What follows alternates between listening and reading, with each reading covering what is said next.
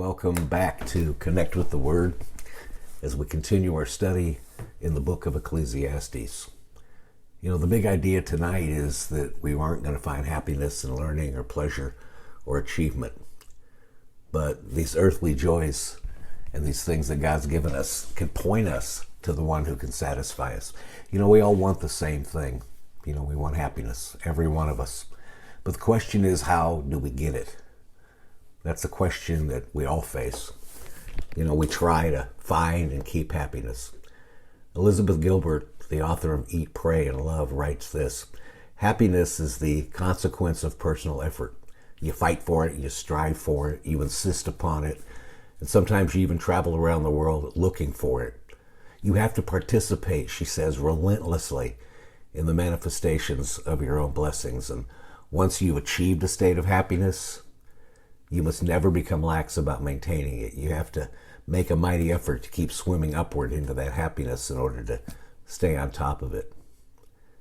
Every person, everybody listening to me tonight is looking for happiness, and we're trying all sorts of different things to find it. But there's so many options on where we can look. But that's where we find ourselves tonight in the book of Ecclesiastes. Last week we started looking at the ancient book of Ecclesiastes. This book is a wisdom book, meaning that it's meant to teach us how to live skillfully in this world. And last week it pointed out to us the very real fact that everything in this world, everything in our lives is temporary. It's fleeting. It's repetitive. So how do we find happiness in a world like that? Well, you run some experiments to see what works. That's what one author did, as she describes in her book, The Happiness Project, doing things like singing in the morning, cleaning her closet, reading Aristotle to see what would make her happy. And as we see in our book tonight, in chapter 2, that's exactly what the preacher does.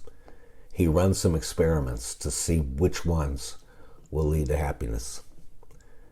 So as we go into chapter 2 of Ecclesiastes tonight, let's look at some of the experiments that the preacher used to try to find happiness. You're going to see that not much has changed. These are the same experiments that we try today. The preacher starts off with learning. He says in verse 13, he says, I applied my heart to seek and to search out by wisdom all that is done under heaven. You know, that scope is breathtaking. He wants to conduct a comprehensive search. It's not a cursory search. It's a comprehensive one. He wants to look at everything, including folly. He's looking under every rock. Nothing's left to chance. No stone is unturned. And that's a pretty admirable quest in many ways. It's what lies at the heart of our educational system, our universities, our bodies of higher knowledge.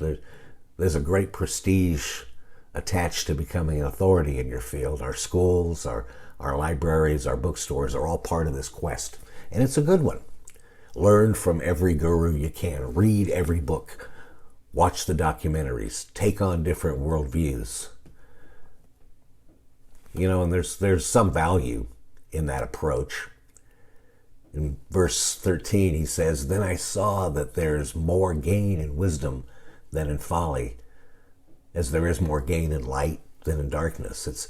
It's not that learning and wisdom is all bad, but the experiment fails for two reasons. First, some things are just inscrutable. No matter how much wisdom we have, we won't be able to figure everything out. And that's what he means when in verse 15 he says, What is crooked cannot be made straight.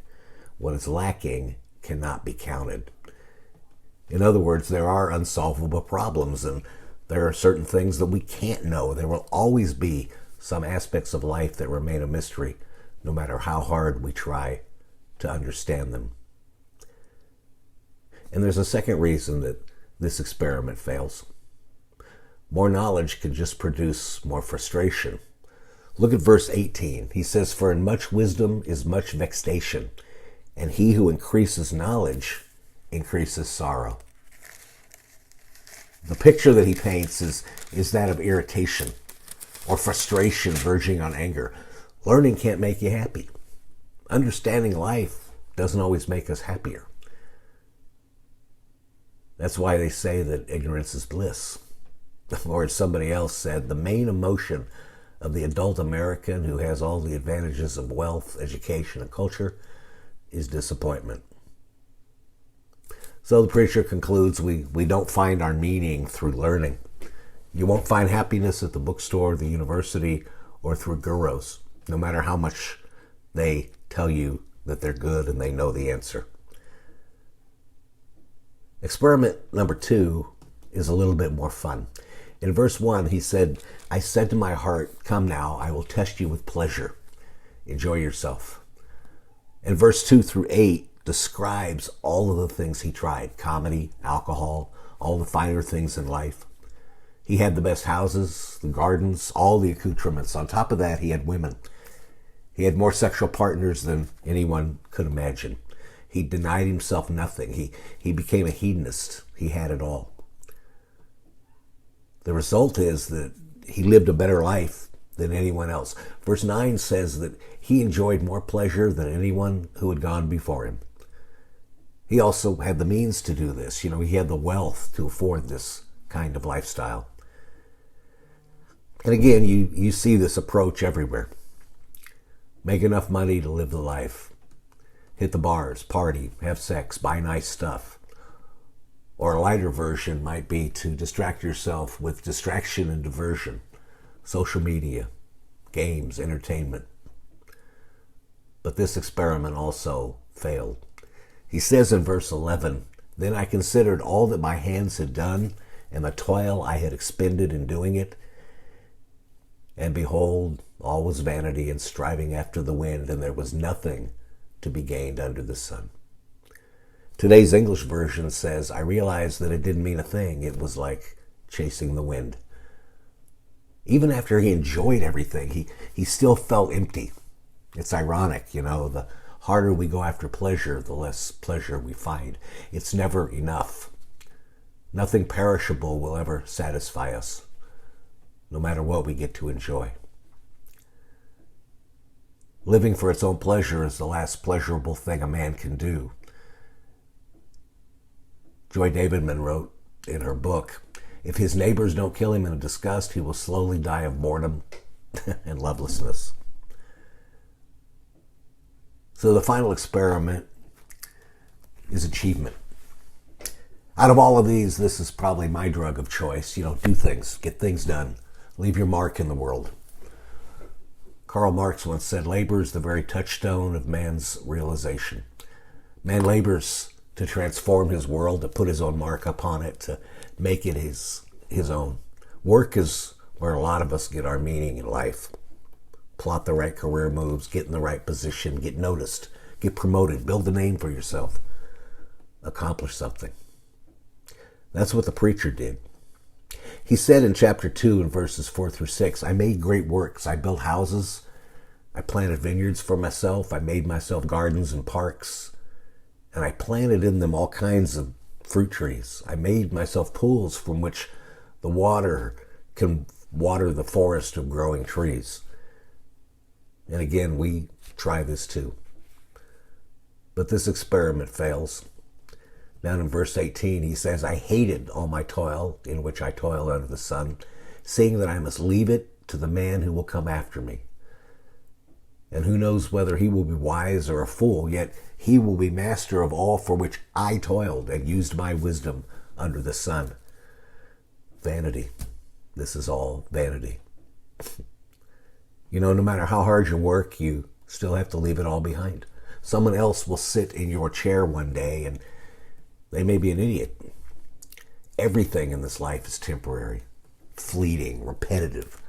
We want happiness, so we try learning, we try pleasure, we try achievement to try to get them, but none of them ultimately give us the happiness that we're looking for. I didn't even spend any time in the most sobering part of this passage, which is verses 12 through 16. That confronts us with our own mortality. So if you take a good look at this world, it's clear that many of our approaches to happiness just don't work. Okay, Pastor Rick, you've depressed us enough. It's at this point in Ecclesiastes that we're going to get our first sign of hope. Verse 24, there is nothing better for a person than that he should eat and drink and find enjoyment in his toil. This also I saw is from the hand of God, for apart from him, who can eat or who can have enjoyment? You know, maybe in the middle of all these experiments that we've been missing what's right in front of us, maybe the good things in life, the food, the drink, the enjoyment from our work, maybe they aren't meant to ultimately satisfy us, but they're actually gifts from God that point us to something greater. They're not ultimate, but they're still good. C.S. Lewis wrote this. He said, the books or the music in which we thought the beauty was located will betray us if we trust to them. It was not in them, it only came through them. If they are mistaken for the thing itself, they turn into dumb idols, breaking the hearts of their worshipers. For they are not the things itself, they are only the scent of a flower we have not found. And another time he said, probably earthly pleasures were never meant to satisfy, but to arouse and to suggest us to the real thing. You know, all the good things that God gives us are meant for our enjoyment. They won't ultimately satisfy us, but they're all pointers to his goodness. You know, he's saying that we can trust God's goodness even in the midst of this difficult life. God isn't upset that you like all the things he's given you. In fact, they're gifts from him. The problem is when you expect them to give your life meaning and to make you happy. You see, they were never designed to do that. They're meant to point you to what will ultimately satisfy your soul, and that's God himself. In fact, he's done everything to make it possible for you to find your happiness in him by sending his own son to show us what he's like and to bring us into relationship with him. He wants your ultimate happiness, and he knows the only way you'll have it is to find it in him through Jesus Christ. We won't find happiness in learning or pleasure or achievement, but these earthly joys that we have will point us to the one who can satisfy us. So enjoy this life. Love your work. Enjoy your relationships. Have fun. Eat great food. But don't expect any of these things to satisfy you. You see, they're good gifts from the one who can ultimately satisfy you. And when you have God and these gifts, you will have something. Let's pray. Father, help us to enjoy the gifts that you've given us as signposts to ultimately lead us to what will satisfy us, which is you. May we all find the happiness that we're looking for in you through Jesus Christ.